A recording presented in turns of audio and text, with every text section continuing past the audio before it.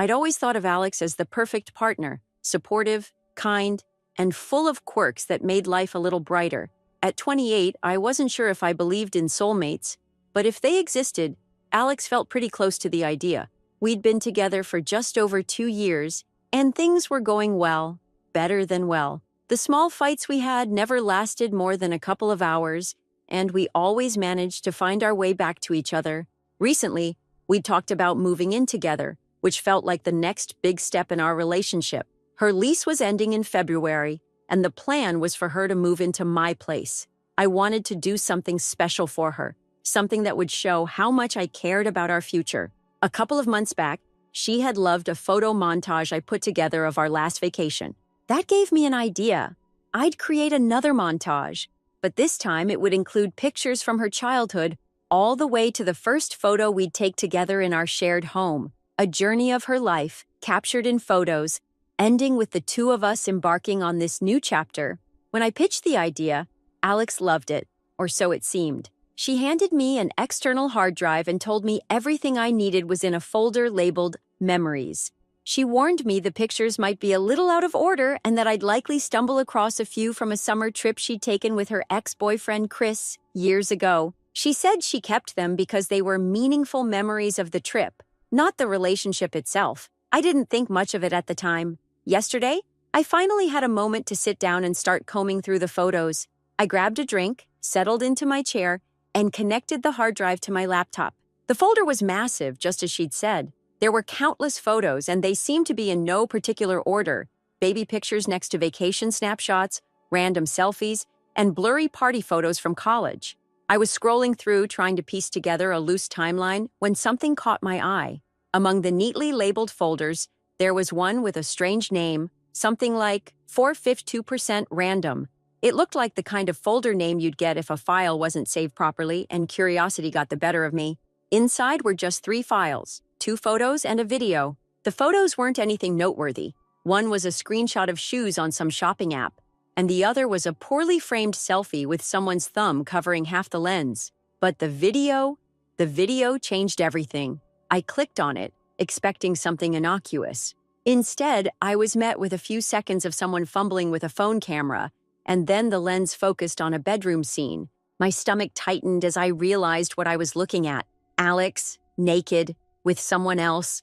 The shaky camera angles, the movements, and the sounds left no room for doubt about what was happening.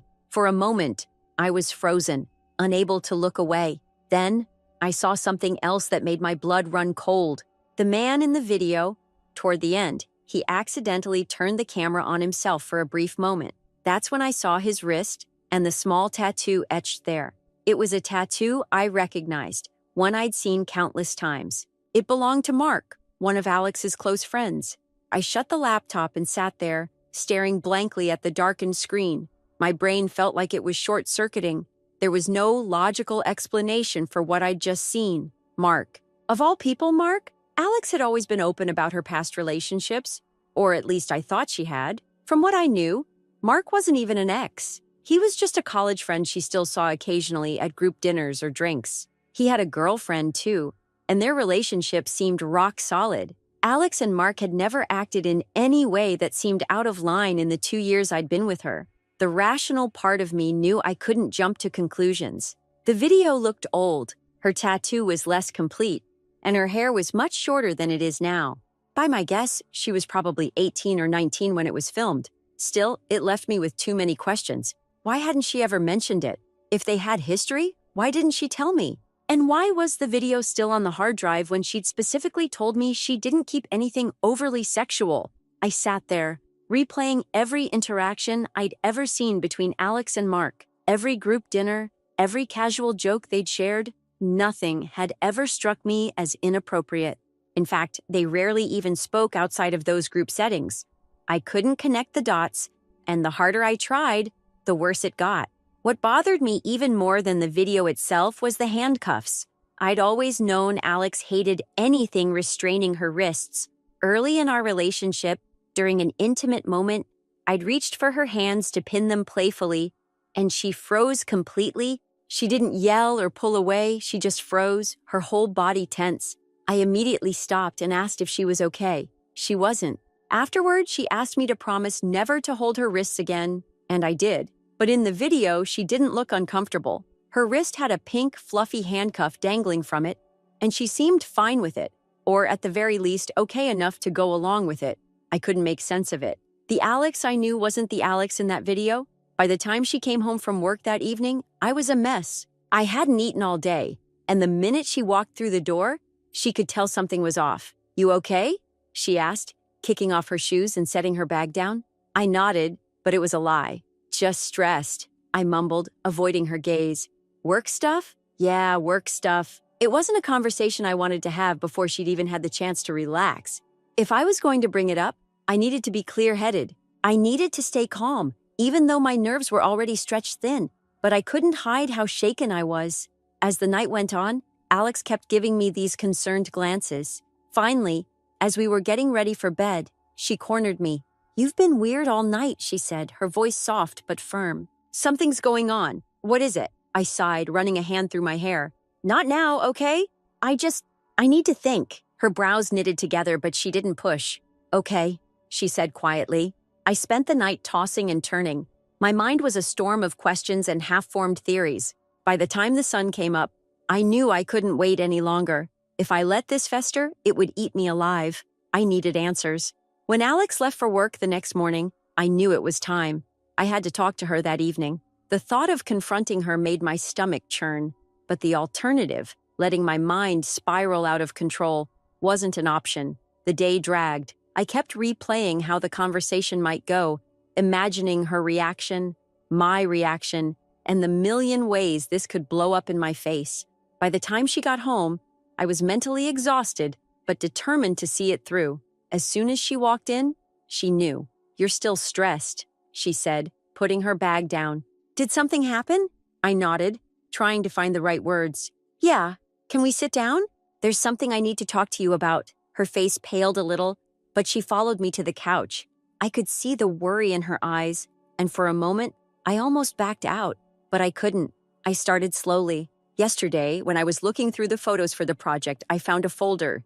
It had a video in it. Alex blinked, confused. "A video?" I nodded again, my throat dry. "Yeah, it was you and Mark." The blood drained from her face.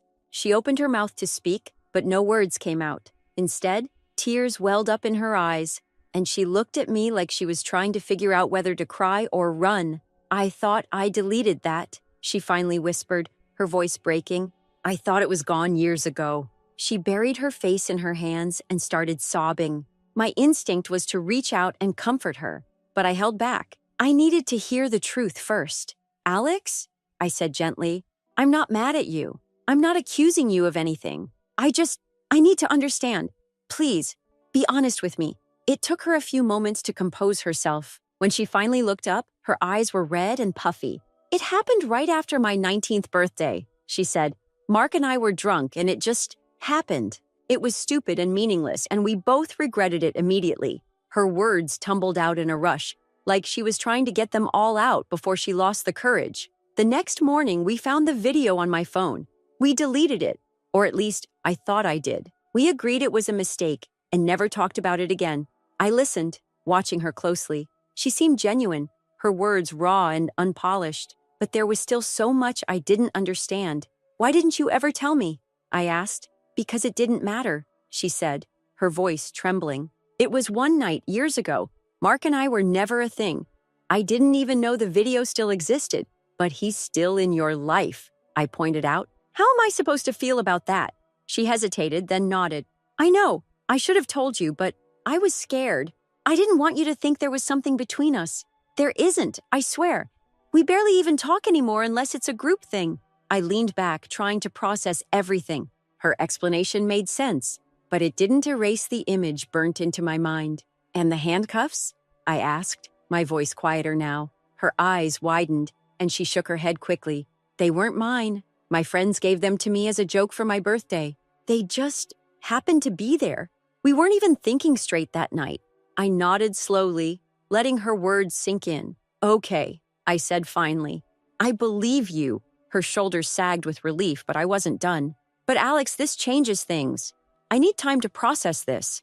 And I need to know that you're willing to be honest with me about everything from now on. She reached out and took my hand, her grip firm despite the tremble in her fingers. I promise, whatever you need, I'll do it. Just please don't shut me out. I didn't know what the next step would be, but for the first time since finding that video, I felt like I could breathe again. That night, Alex and I sat in silence for a long time. She stayed close, her hand resting on mine, like she was scared I might disappear if she let go. I didn't have the heart to pull away, but I still felt like I needed space. Space to think, to sort through everything in my head. I told her I needed some time to myself and retreated to the study. The quiet of the room should have been comforting, but my thoughts kept churning. The video, her explanation, the way she'd broken down when she realized I'd seen it, all of it was a whirlwind I couldn't quite escape. Eventually, exhaustion got the better of me, and I fell asleep on the couch. The next morning, Alex was up early. She had made coffee and was waiting for me in the kitchen. She looked like she hadn't slept much either, her eyes red-rimmed and her face pale. "I've been thinking," she said softly. "I know I can't erase what happened, but I want to do whatever it takes to make this right. If you need space, I'll give it to you. If you need answers, I'll answer every question, no matter how uncomfortable it is. Just tell me what you need." Her words were earnest, and I could tell she meant them. It wasn't about brushing this under the rug or pretending it didn't happen. She was ready to face it head on, and that gave me a sliver of hope that we could get through this. "I need honesty," I told her. "No more surprises, no more secrets. If there's anything else I don't know, I need to hear it now." She nodded. "I promise there's nothing else. That was the only time anything happened with Mark. And the video, I swear I thought it was gone." I believed her, at least about that. But there was still one thing gnawing at me, one piece of the puzzle I couldn't ignore. "Do you think Mark's girlfriend knows?" I asked. Her face fell and she looked away. "I don't know," she admitted. "When it happened, Mark was single. He started dating her years later. I don't think he ever told her." That didn't sit well with me. I wasn't the kind of person who wanted to blow up someone else's relationship, but knowing what I knew and staying silent felt wrong. Alex must have seen the conflict on my face because she quickly added, "If you want to talk to him, I won't stop you. Just please don't make it worse than it already is." Later that day, I decided to call Mark. I didn't plan to accuse him of anything or start a fight, but I needed to hear his side of the story. When he picked up, he sounded surprised. "Hey man, what's up?" I didn't beat around the bush. "Mark, I know about the video." There was a long pause. I could hear him breathing on the other end of the line, but he didn't say anything right away. Finally, he muttered, "I thought she deleted that." "She thought so too," I replied, "but it's not.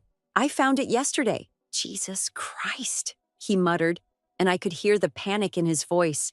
"Look, I don't know what to say. It was a mistake. We were drunk, and it never should have happened. I swear it didn't mean anything." "I'm not here to fight with you," I said, keeping my tone steady, "but I need to know the truth. Does your girlfriend know?" "No," he said quickly. "And I'd really appreciate it if you didn't tell her. It's ancient history. I don't even think about it anymore." "That's not up to me," I told him. "You need to figure out how you're going to handle this. But you can't expect me to carry this secret for you." He sighed heavily. "I get it. I'll talk to her. Just give me a little time, okay?" I hung up, feeling a strange mix of relief and unease. At least now I knew where things stood, but I still wasn't sure how to move forward. Alex was waiting for me when I walked back into the living room. She looked at me nervously, like she was afraid of what I might say. "I talked to him," I said. "He admitted everything. He said he'll talk to his girlfriend." She nodded, looking both relieved and anxious. "Thank you," she said quietly. That night, we skipped the plans we had with friends and stayed in instead. We ordered takeout and sat on the couch, not saying much but keeping each other close. It wasn't perfect, but it was a start. The days that followed were a mix of awkward tension and tentative healing. Alex was doing her best to give me space while still showing me she cared. She'd make me coffee in the mornings, check in during the day, and avoid bringing up anything heavy unless I started the conversation. I appreciated her effort, but I still felt like I was navigating through a fog. The video, the revelation about Mark, and the history she'd never shared with me, it was all still too fresh. Mark kept his word and talked to his girlfriend. A few days later, Alex got a text from him letting her know. "She wasn't happy," he said, "but she understands it was a long time ago." We're taking a break, though, probably for the best. When Alex showed me the message, I didn't know what to feel. Relief? Guilt? None of it felt simple or clean. One night, about a week after everything had come out, Alex sat me down.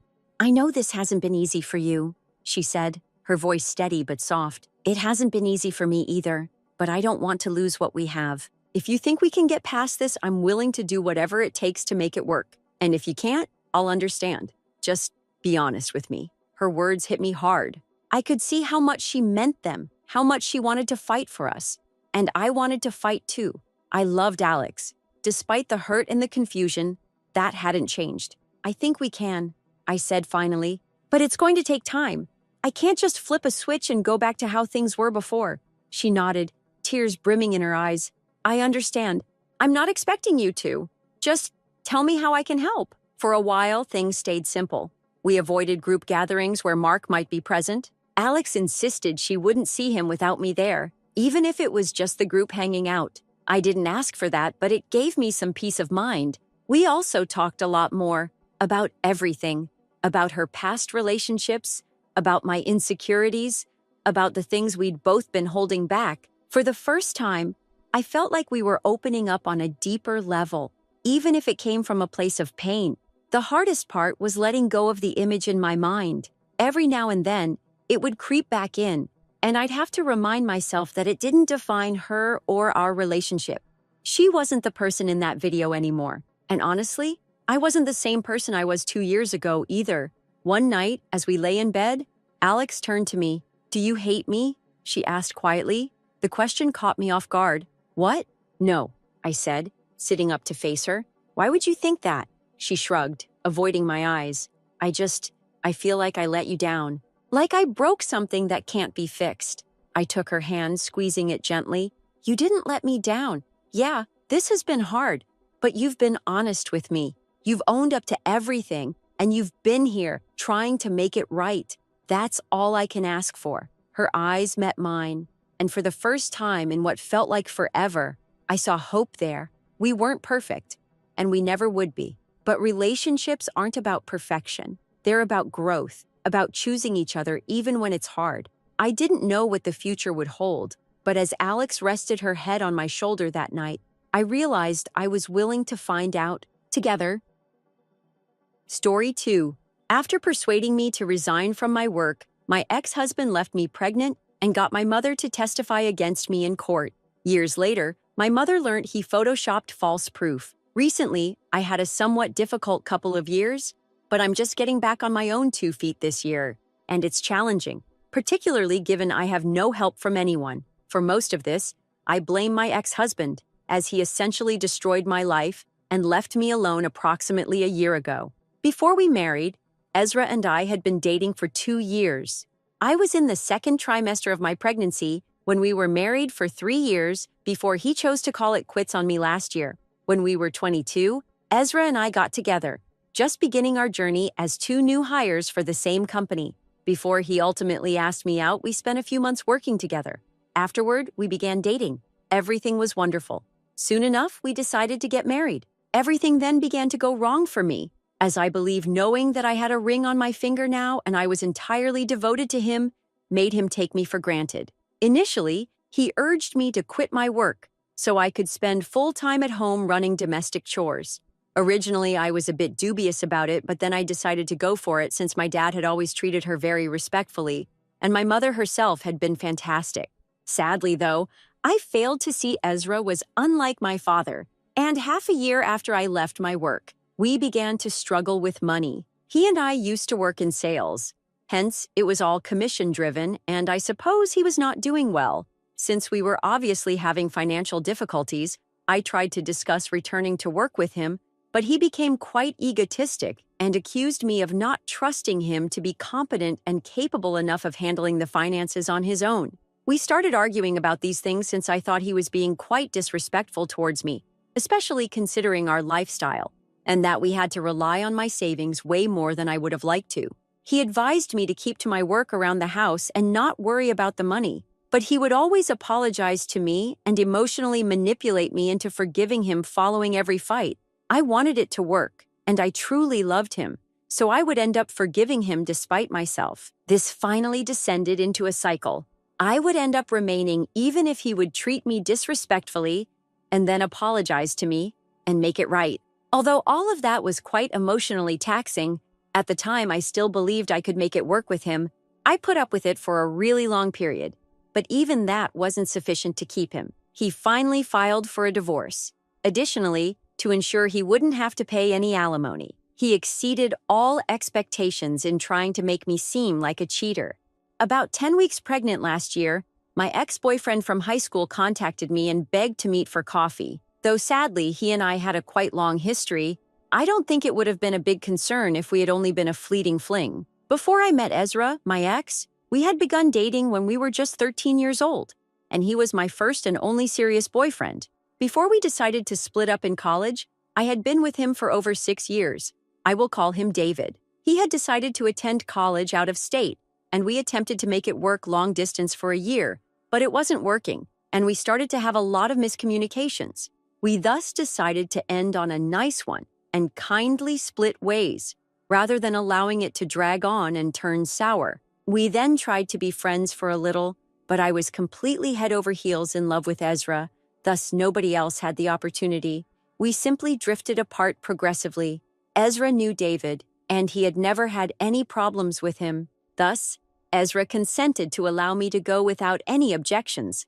When I asked him whether I could meet David for coffee, as we hadn't seen each other in quite some time. From a few old pals, I had learned that David had traveled to New Zealand to live with his uncle, and had been working there ever since following his college graduation. He therefore hardly ever visited, and even when he did, he would simply see his family and leave swiftly.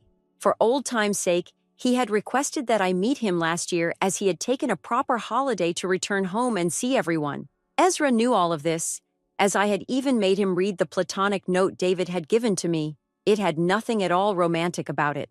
Still, when he mentioned it in court, he gave the impression that I had always been in love with David, though it was the only time I had seen him following our split. That meeting at the coffee shop had been the first of many covert ones. He lacked evidence. He just said he had spotted me and David's holding hands, but he hadn't managed to get a picture as he was so disgusted. Worse still, he got a handful of our shared acquaintances to testify against me as well.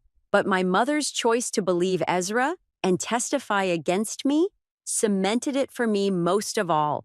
While I was pregnant, we had our regular arguments, but as time passed, the arguments were more severe since he became more irate over the finances. And with a baby on the way, I couldn't even start to blame him.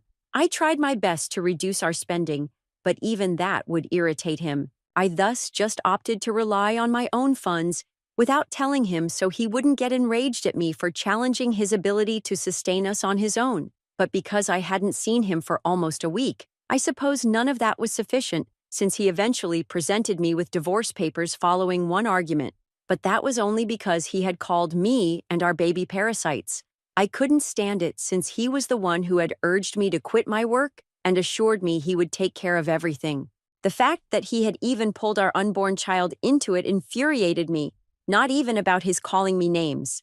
I was surprised when he handed me the divorce paperwork, and my immediate reaction was to apologize to him and ask him to stay. Still, for hours, it did not work. And he said he wanted nothing to do with the child or me anymore, and that he was going to be leaving that day itself. He also packed his belongings and went, as promised, and shortly enough he sent me legal paperwork trying to revoke his parental rights. Not too far off would be a court hearing. All I had to do was react and show there, but that pertained just to our child's care. I still had to cope with the whole mess the divorce was. Since I could hardly afford her, I contacted a friend of mine who works in a law firm, and she put me in touch with one of their best divorce attorneys, even paying for me. I struggled to determine what to do for a week, but finally I resolved to go forward with the divorce, but as said on my terms. Anyhow, I had been quite miserable in this marriage, and came to see that my main justification for asking him to stay was that that is all I knew. I knew him, but if I had the chance to start over, it would be silly to let it pass by, especially considering that I was about to start a family. I wanted my poor choices not to damage the lives of my child. I thereby chose to consent to the divorce. At least until I had enough money after I started working, though, I wanted alimony to help me support myself. Given Ezra's own persuasion of me to leave my employment sooner and seek a divorce, I felt that it was reasonable. Now it was on him to see to it I was looked after. He started manipulating and bending the facts to make me look like a flirt who would continuously hit on other people right in front of him. He was not ready to pay alimony at all. And apparently, I had been living off of his money for the past 3 years. After leaving my work on my own and expecting him to look after everything, the baby hadn't even been his idea, he even said. He had not been well with it, but I had proceeded with the pregnancy in spite of his objections.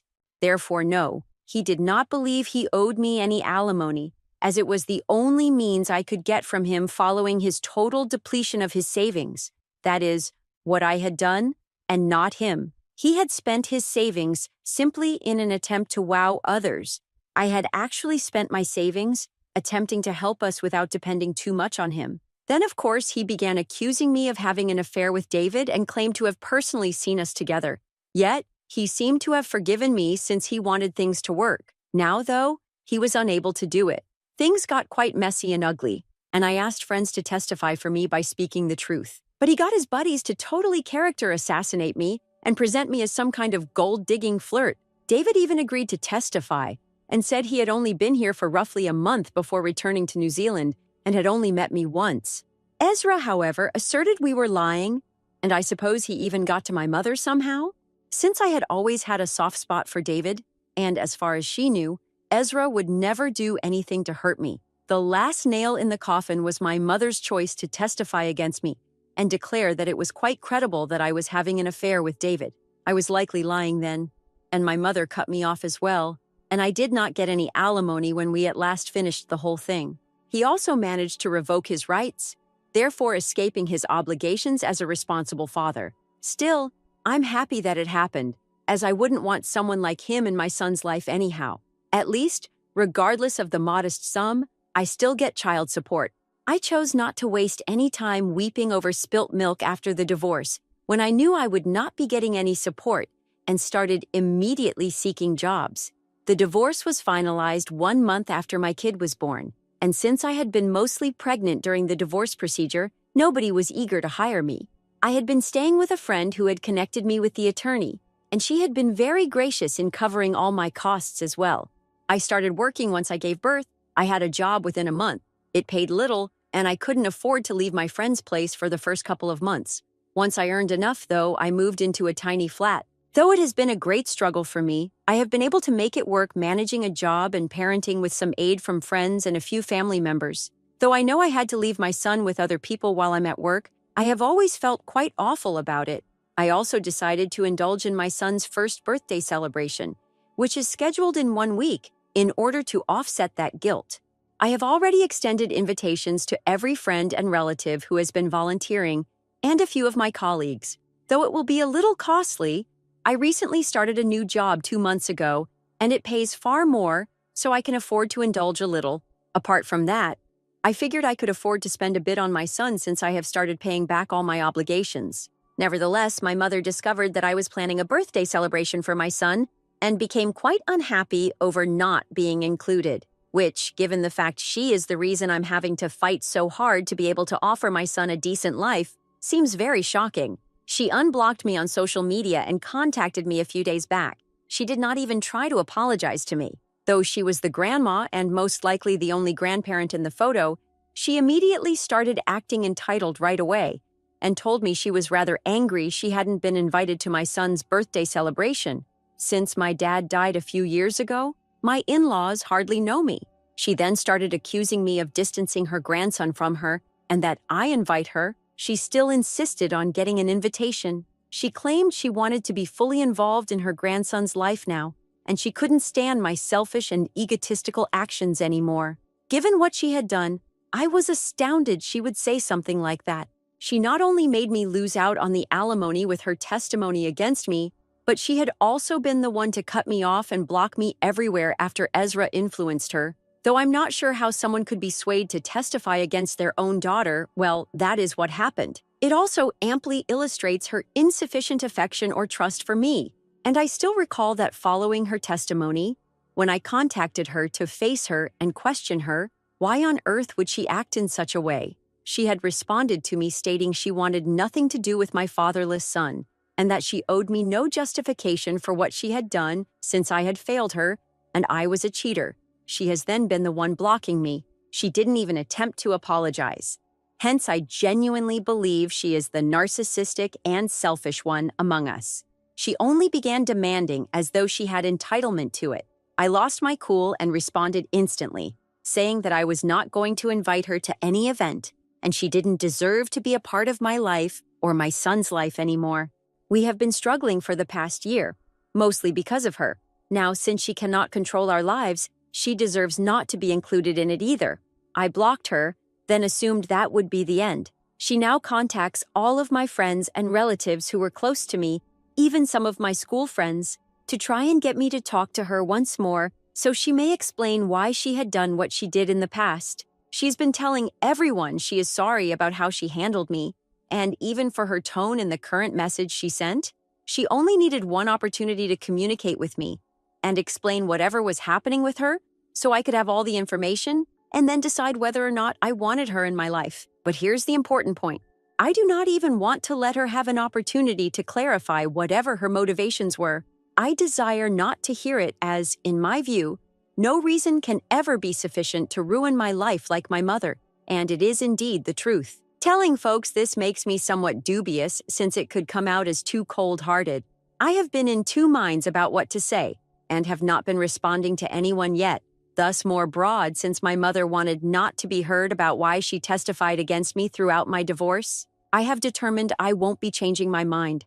I considered it carefully, and honestly could not come up with a single justification she could offer me whereby I would feel like forgiving her. It was unforgivable whatever she did, and right now I desire nothing at all involving her, and that's what I have advised every friend and relative she has contacted. Though I absolutely want nothing to do with her, I told them I truly appreciated the fact they passed on the message to me. Should she get in touch once more, I want them to simply block her since this is not something they should be engaged in, and I find it incomprehensible why she has been dragging them into it either.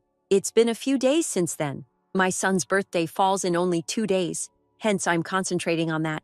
I have already set everything up, including all the details.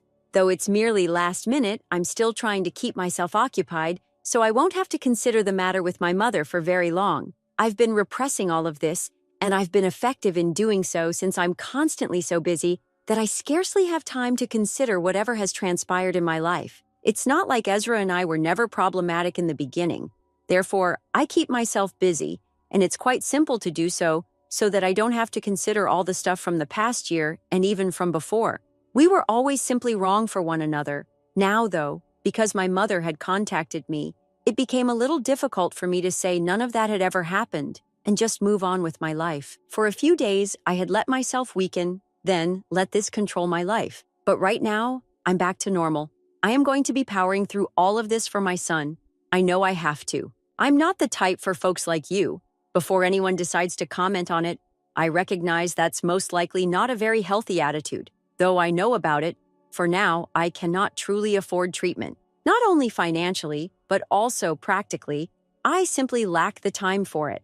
I suppose I'll simply keep doing whatever has worked till then. Maybe someday, when I am somewhat more financially solid, I may consider unpacking all of this with a professional. Still, all that aside, I really appreciate all the comments on my post with guidance. For me, it was absolutely useful, and most certainly made me feel a lot better. Hey, so my son's birthday was almost 2 months ago. Back then, after I informed everyone they should disregard my mom's messages, everyone had done so, and she hadn't spoken to me after that. I had been really busy in the past year, hence, I hadn't been able to make it to any family gatherings either. Everyone could understand why. It's not as though they took offense. Last week, though, I at last found time off to accompany my son to the engagement party for a relative. After more than a year, I at last saw my mother personally and was somewhat surprised to run across her, but I decided to simply ignore her and carry on with my day until they passed my store. We didn't communicate for the first hour, but she walked up to me and began small talk. She tried to engage my son and appeared really delighted to see him as well, but he was quite shy and would so simply hide behind me. Still, the party drew a lot of people, and I chose to be kind to her since I wanted to avoid embarrassing her and starting a fight. She told me a little about my work and my son, and she indicated she would want to have lunch with me shortly if I would be game for that. She began once more telling me she had a lot to tell me about everything, and that's when I decided to tell her I was happy she was trying to make amends. But right now, I really didn't want that for myself. The chat was finished, so I told her, and then I left, and shockingly, she was polite about it and didn't bother me afterwards. I also have been considering it since, even after hearing her out, I might not forgive her, and yet I truly would like her opinions. I'm not doing this since I wish to save something, our connection. Though I have no such ambitions, I want to meet her and hear her out just out of interest. Ever since I saw her, I have been considering it. Even now, I have discussed it with a few people. They believe that I should absolutely chat with her if I want an explanation and maybe some closure since it will most likely benefit me. After much thinking, I decided to get in touch with her after unblocking her yesterday and let her know I would want to have lunch with her today. Not sure whether I want to forgive her, hence I'm not bringing my son with me. And should I fail, I want her not to grow connected or anything. Change 3.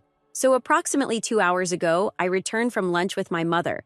Boy, there is a lot to investigate here. She started thanking me for even coming up as soon as I arrived at the restaurant. Once we had ordered some meal, she did not waste any time beating around the bush and started informing me straight away. Ezra had visited her last year and showed her a lot of screenshots and images, so it completely convinced her that I had been cheating on him with David. He had even shown her a screen grab from David, in which he was boasting about how the two of us would be handling his money and heading off to live together. He had informed my mother that he had not shown any of this to his attorney as he still loved me, and he did not want to further humiliate me. However, I believe the real reason he omitted any of that was most likely that all of it was created, photoshopped, and entirely phony. Since my mother had no other means of verifying the facts, and it had most likely appeared real to her, it had been just enough to persuade her. Yet the specialists would have discovered the truth anyhow. She had been rather offended with me. Hence, he persuaded her to testify against me. She became even more depressed when she learnt about her grandson's first birthday, as not only was she losing out on time with me since I was a cheater, but she was also losing out on time with him too, all because of my sins. She had been thus entitled while texting me initially as well. She began questioning herself though, following the reply I had sent to her. She then contacted David to find out whether he had messaged Ezra, and he provided documentation proving he had never even spoken with Ezra. That led her to consider Ezra perhaps having misled her. She thus sought to get in touch with him, and when he hung up on her, she knew immediately what a big error she had made. She thus tried to persuade everyone to approach me and clear her path. By then, though, it was too late, and I had determined I had no want to hear her out or even pardon her. She told me that if she had been in my shoes, she most likely wouldn't have wanted to hear me out either, because this was a great betrayal. Therefore, she could perfectly understand why I did not want to give her a chance. She so neglected to disturb me anymore. She knew that she wanted me to know the truth about what had happened, but she had been trying to be polite about my boundaries since now she felt that she could at last assist me. Since the only way Ezra got out of it the first time was by accusing me of cheating and lying about everything, maybe we go back to court once again and have Ezra pay the alimony he owes me. We thus clearly have grounds to seek alimony right now, and she thought we could achieve it with her aid. I had a lot to digest and no idea how I should feel about any of it.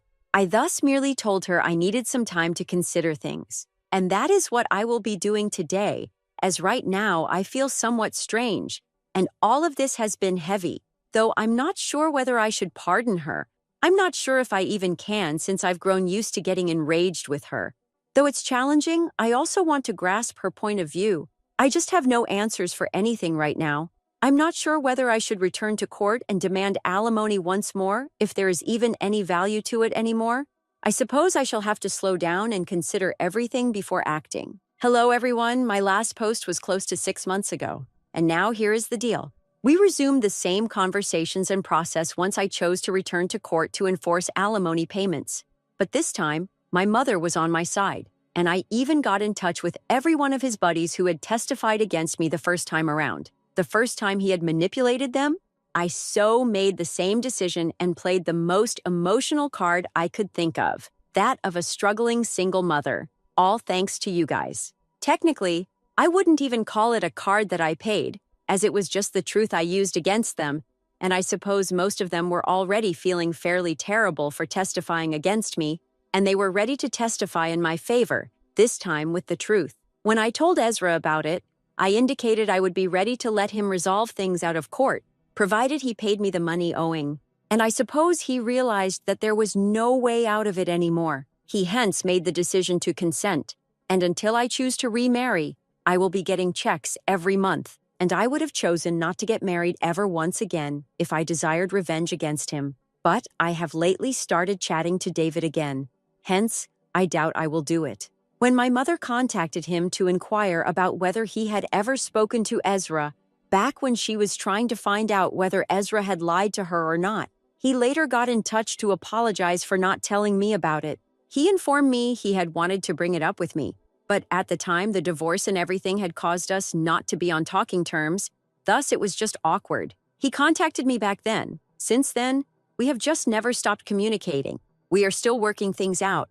Nevertheless, I have started developing feelings for him once more. He has said that he never really fell in love with me anyway. Hence, he hasn't been able to get serious with anyone. Living in New Zealand, he is constantly trying to get me to see him. I might do that very soon. I am also working things out with my mother. Thus far, it is going really nicely. To be honest, I'm simply adjusting things for myself right now, and I'm not very sure about anything, but what counts most is that I am loved. Still, my son is right now my first concern, and that will always be true, no matter what occurs. Story 3. Filmed everything as evidence after catching my husband on our kitchen counter with a friend. I contacted her spouse. Now they are unemployed. Last year was without a doubt the most terrible year of my life, spent living with my daughter, who defended him. By chance, I found out that my then-husband, Liam, was having an affair with my friend Abby. For a few days, I was away on a business trip. Although that vacation was meant to last longer, fortunately the work was finished, and I arrived home early. I intended to surprise Liam. Hence, I neglected to tell him ahead of time. Confused, I saw Abby's car in the driveway when I got home. Since our undergraduate days and over the years, Abby has been my friend. Her husband and I had also been good friends. Still, I had never known her to drop by without first informing me.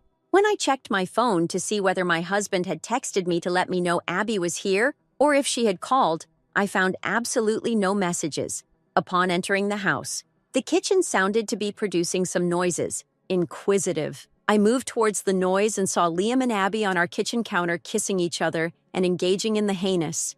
They were totally absorbed in one another and hardly saw me standing there. Shocked by what I was seeing, I simply stood in startled quiet. Seeing them together in the location where my husband and I had shared many family meals and memories felt like a dagger to the heart. As I watched in shock, the bag dropped out of my hands. The scene before me battled for my intellect to understand. The man who had ceased showing me intimacy 3 months ago is my husband. Though I wasn't overweight at all, the same man who had been mercilessly calling me names like fat pig and hippo was there fervently caressing and touching my best friend, like she was his wife. For months, he had made me feel so insecure, continuously criticizing my body, pushing me to go to the gym, and essentially blaming me for why he no longer feels attracted to me. I have been feeling terrible about myself as a result, believing I am inadequate for him now. Still, at that time, it was not about me. It dealt with him and his recently acquired lover. That instant broke me. It went beyond only the cheating. It was the knowledge that the friend I had confided in and the man I had loved had both plotted to inflict the worst possible heartbreak. At that instant, something inside of me caught hold. It was like all the suffering, guilt, and treachery I had experienced during the past 6 months came suddenly and without thought. I started shooting them with my phone. Though I knew I needed proof of what I was seeing, my hands were shaking. Then, driven by pure wrath, I headed straight into the kitchen where they were still entwined. Without thinking, I grabbed a skillet from the counter and tossed it at my husband to draw his attention. He felt a strong thump from the pan, and both of them startled sprang. Their heads swung about, and their facial expressions were priceless.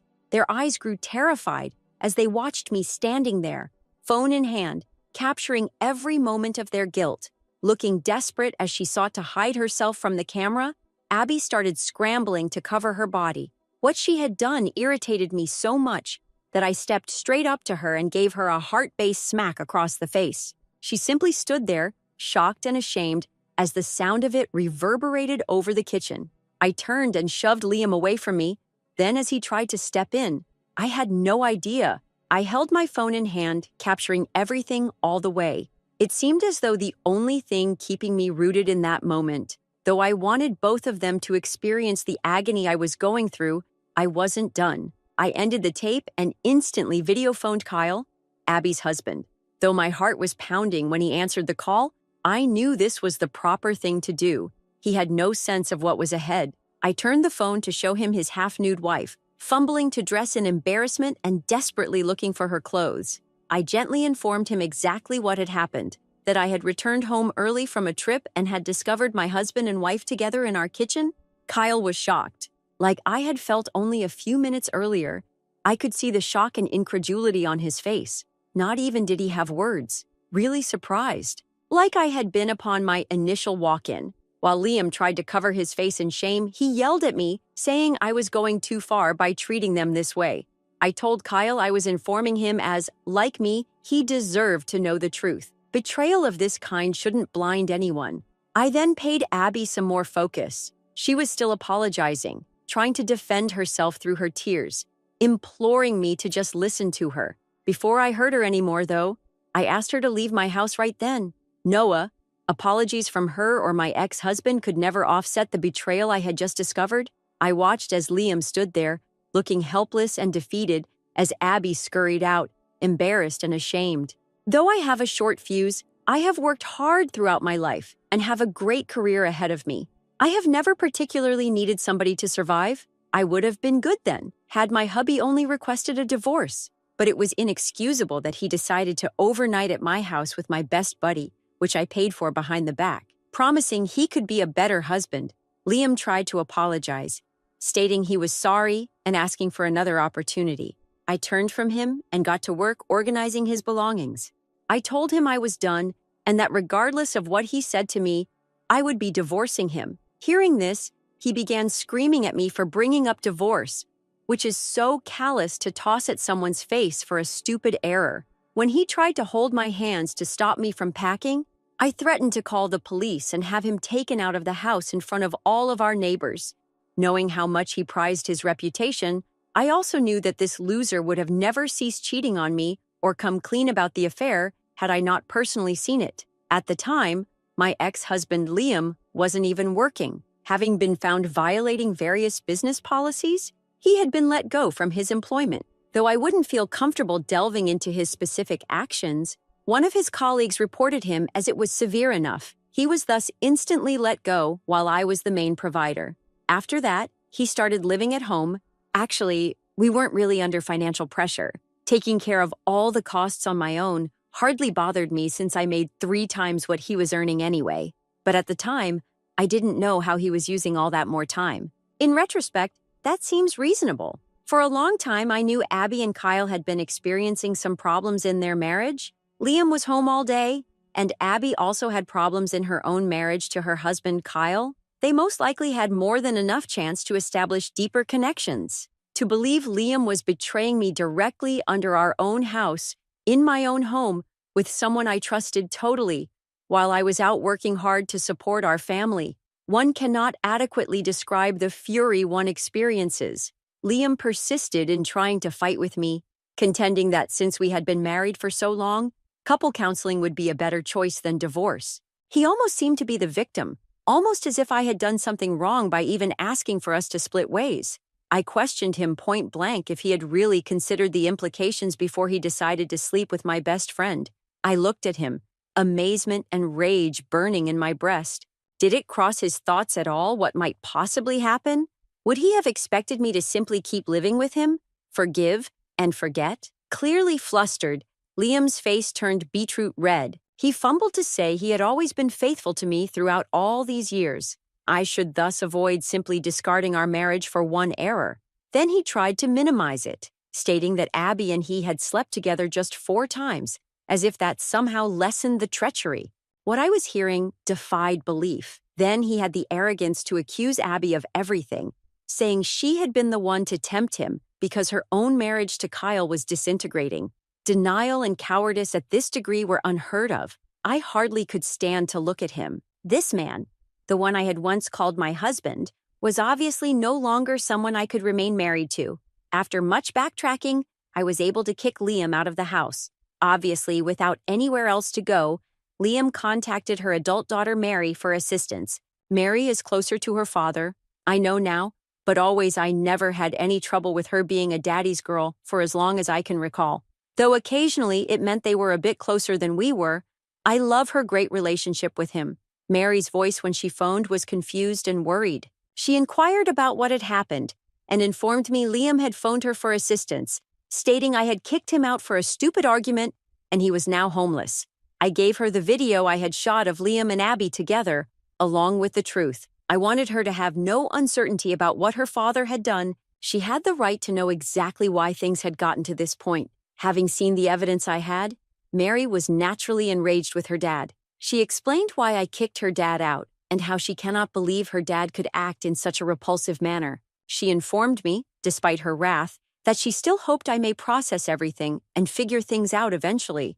Maybe in time she could also. Since hurt as she was by Liam's behavior, she promised me she would look after him temporarily. She couldn't simply ignore him completely, and I knew that in the days that followed, Liam and Mary began phoning me alternately, each trying to persuade me to pardon him for the good of the family, especially from Liam, who was obviously leveraging Mary's fondness for him to influence her in his favor.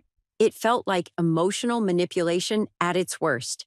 I became even more irate since I could see right through it. Him pulling our daughter into this mess and trying to play on her love for him to accomplish what he wanted infuriated me. Mary's posture at the same time caused great hurt and confusion. She seemed more intent on helping her dad than I could understand, given the trying circumstances. She seemed to be blind to the suffering I was going through, and that wounded more than I could describe. I decided to proceed with the divorce, notwithstanding their best attempts. Not going to be deceived or guilt-tripped into keeping in such a poisonous marriage. Knowing it was the right thing for me, I went ahead and asked Liam for a divorce. Kyle, Abby's spouse, was working through his own divorce application procedure about at the same time. He was exactly as heartbroken as I was, and from that common suffering, we grew close really quickly. Having him to talk to helped to make the whole situation somewhat more manageable, since he was among the few individuals who really knew what I was going through. To be very clear, though, we have always stayed just friends. Between us, nothing romantic has ever or will ever happen. Anyways, Liam began asking me for forgiveness when I eventually brought the divorce papers to Mary's house. He promised all kinds of things about how he would never so much as see another woman again, and how he was ready to cut Abby out of our life forever. To be truthful, it was pitiful. Seeing him try to tidy the mess he produced, only after he understood I was serious about leaving. Mary was there when I served the papers. Did she encourage me to rethink for her benefit? She told me how much her dad loved me when she was growing up, and that just because he had slept with someone else inadvertently, as she put it, didn't mean he loved that woman. What I was hearing stunned me. She was trying hard to defend her father to minimize the gravity of what he had done, but I wasn't going to let that influence me. When the fact was clear-cut, I informed her there was nothing for me to consider. Her dad had turned on me, and not only in any conventional manner, but also in our own house and with my best friend. From that, there was no comeback. I wasn't going to waste time arguing whether or not to give him another shot. He had wrecked our marriage, and I was resolved to divorce him. Mary asked if I would truly be happy without him in my life, trying to dispute somewhat with me. Indeed, I informed her I was going to be delighted now that I wouldn't have to worry about my husband sleeping with anyone while I was working and making money. I had arrived at this choice not lightly. I had decided what I wanted, hence any kind of persuasion or argument would not be able to change that. The divorce process proved to be very easy. I had insisted on a prenuptial agreement early on in our marriage, and as a result, Liam could not locate any of my assets to ensure things proceeded as planned. I had engaged the top attorney in the area, someone who understood exactly how to treat situations just like mine. The beginning made it quite evident that my court triumph was certain. almost as if I had been released from a prison I hadn't even realized I was in for so long. The divorce felt like a great weight had been taken off my shoulders when it was at last finalized. I couldn't understand how much better my life might be without Liam. I had been so mindlessly in love with him. His poisonous demeanor seemed to be dragging me down like a lifeless weight, choking me. But now I could live my life on my own terms, free from the continual hurt and treachery hovering over me. More and more individuals began contacting me as word of what had happened between Liam and Abby got out throughout our community. Friends, relatives, and even strangers started to demonstrate their support, therefore indicating their availability for me. By divorcing Liam, I had done the right thing, as even his own family made quite plain. Their full hatred of his behavior infuriated them, and in some sense their support validated me. Realizing that others saw through Liam's behavior and stayed by my side gave me some solace. I wasn't alone in this, but our daughter Mary was the only person Liam kept in his corner. She felt sad for him somehow, even with everything. Perhaps it was her coping mechanism for the whole circumstance, or perhaps it was the lifetime relationship she had with her father. I resolved to celebrate my birthday really festively this year. In single life, it was my first birthday. Having spent so long married to Liam, I felt like commemorating my acquired freedom. My buddies and I had a big celebration with a caterer and a guest list ranging from 50 to 60 numbers. I wanted this evening to be remembered. Carr was on the guest list too, naturally, particularly given his recent divorce from Abby, following months and months of judicial hearings, and during all, we had become close friends. I did forward a marriage invitation, but I made it quite plain Liam was not welcome. He was still living with Mary, hence there was no way I could let him ruin my birthday night. Everyone looked to be having a fantastic time as the celebration got underway. Individuals were firing shots. The energy was amazing and seemed like the ideal approach to signal this new phase of my life. Some of my close friends spoke movingly about how proud they were of me for overcoming such a difficult year. When it came time to cut the cake, they discussed my experience with betrayal and how much happier I appear right now. After all that had transpired, their love and compassion really moved me. Having the ones most important notice and value you was great. Suddenly, though, Mary got up and declared she had some words she wanted to say likewise. She had been drinking, I could tell. She seemed a little wobbly, but initially I didn't give it much thought since many of the attendees were drunk by this point. I assumed she might simply wish me a happy birthday, or perhaps share some tender memories. But Mary started to criticize me front of house for everyone. She discussed how devastated he was and how disappointed she felt in me for divorcing after my years of marriage with my ex. Her voice was loud, impassioned, and angry. She continued to relate how, growing up, she had always thought her parents had the ideal marriage, and how I had been the one to break the dream by leaving Liam without even trying to work on our problems. Accusing me of only thinking about myself when I chose to file for divorce, she labeled me a selfish mother. Her words struck deep, and hearing them in front of all my friends on a night supposed to honor my freedom and pleasure was horrific. People started visiting my defense before I could even begin to understand what was occurring. Not willing to allow Mary's remarks to go unquestioned, my friends had seen personally what I had gone through. File also intervened.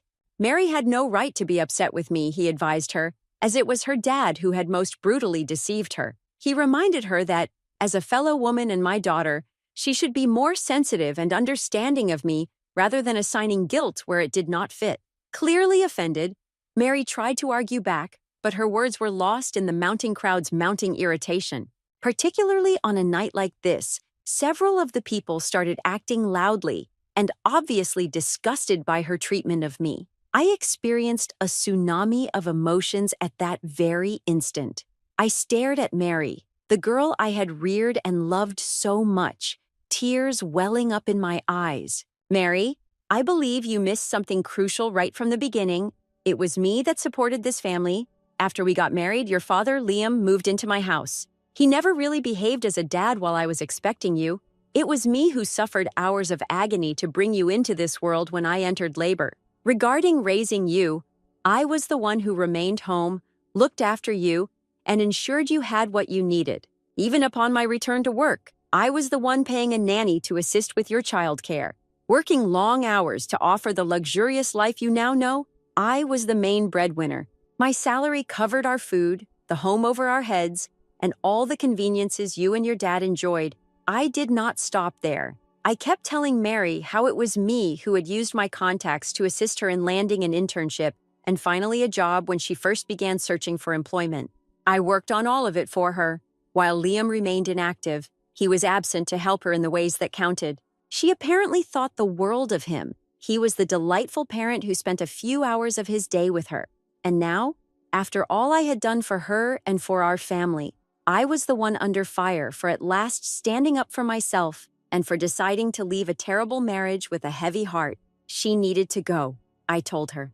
This was meant to be my night, an honoring of my fortitude and will. But instead, she had created a scene before heading out. Saying she would be officially cutting off touch with me, Mary threatened me. I stayed where I was. Though I was in agony, I told her I was good with it as long as she was glad with her choice.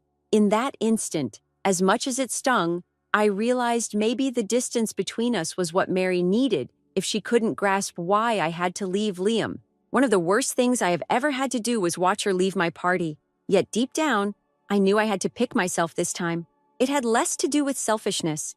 It was about claiming the life and happiness I was due, no matter who attempted to guilt me for it. Some of my family members who were present at the party have contacted me ever since this happened, saying that I might have been a bit too harsh with my daughter and have advised me to get in touch with her and apologize because she is going through a lot. They also think I embarrassed my daughter by uttering all those things in front of everyone. When I could have spoken with her alone, I would for at last rise to face my daughter. Oh, wow. I never would have imagined getting so many DMs and comments from complete strangers here, all of which offer their total support. Knowing I have done nothing illegal calms me. Guilt sometimes paralyzes me as a mother.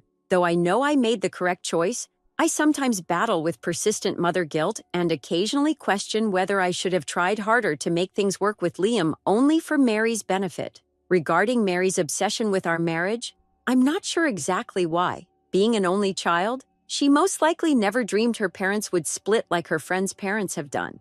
To tell the truth, I never imagined I would also be divorcing my ex. But Liam's behavior left me without an option. I simply could never remain in such circumstances. My last patch was 1 month and a half ago. For anybody inquiring about Liam and Abby, at last I have some quite fascinating news for you. Abby and Kyle split right before my birthday celebration, as I had already said. Unlike me, Abby and Kyle share 3 children together and never had a prenup, so their divorce procedures took so long. For Kyle, though, it worked since he had actual evidence Abby had cheated, so she lost her alimony entitlement, but their children drove her and her attorney to fight valiantly for child support. Kyle makes really good money. Hence, the child support he is paying for the 3 children will be more than enough to meet her needs. She might most likely survive with just a part-time job and won't even need to work. Now my daughter Mary, who had chosen to cut off all communication and ceased talking to me since the party, reached out to me in tears yesterday. Just a few days following my party, Liam astonished our daughter by stating Abby and her 3 children would be staying with her for the next few weeks. Since this was Mary's property and she had to cover all their expenditures, as both Liam and Abby do not currently have a job, Mary was startled since Liam made this decision without even consulting her. When Abby and her children moved in, Liam urged her to learn to welcome his new family and discussed how they may all start over together. They behaved as though it belonged to Mary, not theirs. Working from home, Mary forfeited all her privacy, often leaving their children with Mary to watch without asking. Liam and Abby would spend hours enjoying romantic time together. At her wit's end, Mary contacted someone to plead for assistance in getting rid of Liam and Abby. She stated she was too terrified to speak up to her dad, so she wanted me to talk to them and arrange for them to move out. She said she couldn't live with her dad anymore. After weeks of quiet and the humiliation Mary subjected me to at my birthday party, I was enraged that Mary had the arrogance to beg for my aid without even having the decency to first apologize. She should have thought about the repercussions of helping her unfaithful dad over me, I told her very forcefully. She earned this for standing on his side, and I made it plain that she should keep her word and never interact with me ever once more. She has been relentlessly phoning and texting me since then, berating me for not supporting her and saying that as a parent, it is my obligation to defend her. I wanted to mention that, regarding her dad, I do concur with the widespread view that my daughter is spineless. Why she is so blinded by him eludes me. Still, I have no intention of lending her any kind of assistance. Liam and Abby clearly are exploiting her as a free babysitter. They will keep using her unless she defends herself and kicks them out. That Liam let Abby live in with them is really disgusting and demoralizing, particularly considering how fervent Mary had been defending him at my birthday celebration. My choice to split from Liam was obviously the right one. Had I not left, he would have most surely carried on his affair with Abby. Like some of you advised, I decided to send my daughter one last email. I wrote like this: "Hey Mary, I'm still offended about how you handled me, but that doesn't change the fact you have to start advocating for yourself right now. You shouldn't have to deal with Dad and Abby behaving as though they own your house. It is your house. It's time to assert control and inform them they cannot stay. You have to be strong and define exact limits. Should you not, they will always be using you as a cash flow source. Your dad is not your accountability. I hope you will muster the will to act morally for yourself going forward. I shall be here if you ever really see the mistake in your actions and wish to apologize. See you then. Take care." I also contacted Kyle to let him know about Abby's present living situation and the manner she has been neglecting the children by having my daughter Mary look after them. Turns out that Abby had been hiding from them ever since she moved in with Liam. He had lately discovered that Abby and Liam had been living together. She deliberately never allowed him to pick up the children from Mary's palace. They would always meet in a neutral site some distance away. She would also teach those innocent children to lie to him, telling them not to bring up Mary's house or Liam's residence. When he did finally learn via common friends, Abby was staying at Mary's place. Not having any evidence yet, he was startled and started doubting the accuracy of the material. But his mind is now made up once I verified the specifics with him. To permanently take his children out of Abby's care, he and his attorney intended to battle for custody. Should Carl be successful, Abby will lose the child support she's been depending on. Both Abby and Liam are unemployed right now. Their financial circumstances would grow much more severe. They could have great difficulties without that backing, and they might also wind up on the streets should Mary choose to throw them out. Simply said, I hope my daughter at last acts morally. Story 4. My daughter falsely accused me is the title of this narrative, which resulted in my long-term incarceration. Now that I have been released, I will return all I went through in the same coin. Hey everyone, I need your help before we delve into today's video. One of the best ways you could help us is by subscribing. We have observed the channel is losing some momentum. It's quick, free, and it keeps us constantly producing fantastic material for you. Your helping hand means the world. Let us keep this channel expanding together. Many thanks. Let's begin the video now. Not sure even where to start. Composing this makes me quite furious. I must, however, get it out. Her daughter, let us designate her as Sarah, has been only turmoil for years. I don't know if it's how we raised her or if she's just wired this way, but it feels like she was born to test my patience. She's selfish, ungrateful, and never takes responsibility for anything. It wasn't always this way. When she was tiny, she was sweet. A bit stubborn, yes, but I figured that was standard kid things. But then middle school struck and everything changed. She started acting like the world owed her something, like she exceeded everyone else. Should she not get her way, she would act out in fits. Slam doors, shout at us, you name it. It's only a phase, my wife insisted constantly. She'll grow out of it. She refrained from. By the time Sarah entered her teenage years, she seemed to have resolved to make our life a living hell. She lied about everything, where she was, with whom she was, what she was working on. She most certainly was lying if her lips were moving. She missed so much school that the principal summoned us for a meeting. She shrugged her eyes and said, "Whatever, Dad," when I told her she needed to shape up. She dropped out of high school totally at 16. She declared upon returning home one day she was not returning to school. Stupidity. I won't need it, she said. I urged her to think twice, but she wasn't hearing it from my wife either. She packed, declared she was leaving, and walked out the door without even turning around. She fled with a loser without a job or any prospects. Some guy. Not even his name comes to me. We didn't hear from her for 3 years. Not once. Not one call or one text. Not one thing. My spouse broke heartily. Many times she sobbed herself to sleep, wondering whether Sarah was all right and whether she would ever return. Me too. I felt relieved, even though I was furious. The house was quieter without Sarah about. There is no drama or fighting. I reasoned perhaps this is for the best. She then turned up on our front porch one evening. She was standing there, wet to the bone, clutching a trash bag loaded with clothing as it was pouring rain. She said, "I have nowhere else to go." My immediate impulse was to bang the door in her face, but before I could say anything, my wife hurried by me and dragged her inside. Though Sarah hadn't bothered to phone us in 3 years, she hugged her like she'd just arrived from battle. That is our daughter. We cannot simply leave her out there, my wife insisted repeatedly. Though I felt it was a mistake, I let her stay. Wow, was I right? I attempted to first treat her with the benefit of the doubt. Perhaps she has changed. Perhaps her trip away had at last taught her something. No, she returned to her former manner within days. She did not help around the house or search for a job, did nothing except lounge about on the couch, reading through her phone. We would ask her to do something basic, take out the garbage, finish the dishes, anything. She would also roll her eyes while we were requesting her to move mountains. "Why not you be able to?" she would remark. "I'm sleepy, fatigued from what, seated on her ass all day?" And then the late evenings arrived. Saying she was walking, she would leave the house following dinner.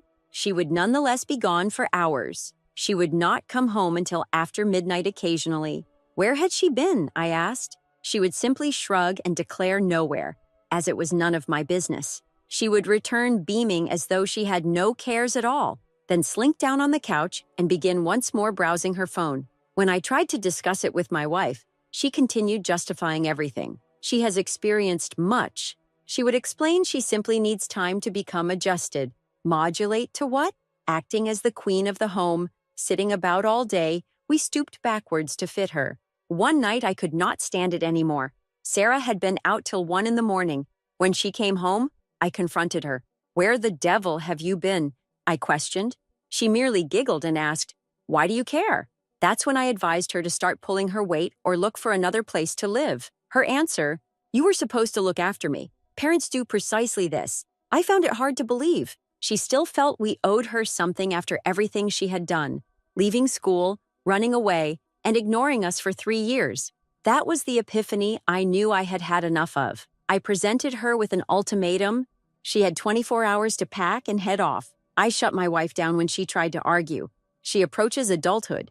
I mentioned, she decided upon things. She should start handling the fallout now. Sarah originally dismissed me as not worth considering. She just giggled and nodded. "Yeah, Dad," like it was some sort of prank. Her attitude changed nevertheless when she understood I wasn't lying. She began to scream. "You are a bad father," she exclaimed. "You do not love me?" I stayed to offer her my words. She bolted to her room, slamming the door so forcefully that the house rocked throughout. I didn't care, even though my wife treated me silently for the remainder of the day. It happened before the 2 4-hour periods I instructed Sarah to leave were even up. Trying to relax after another fight with her about her enabling Sarah, I was in the living room seated on the couch, reading the news on my phone.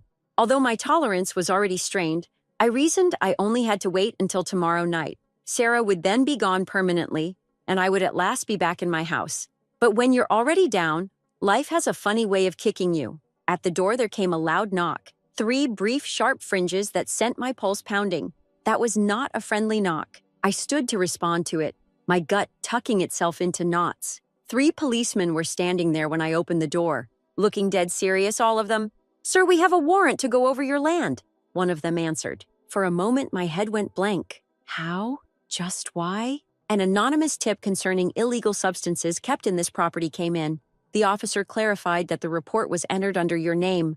My name is your house.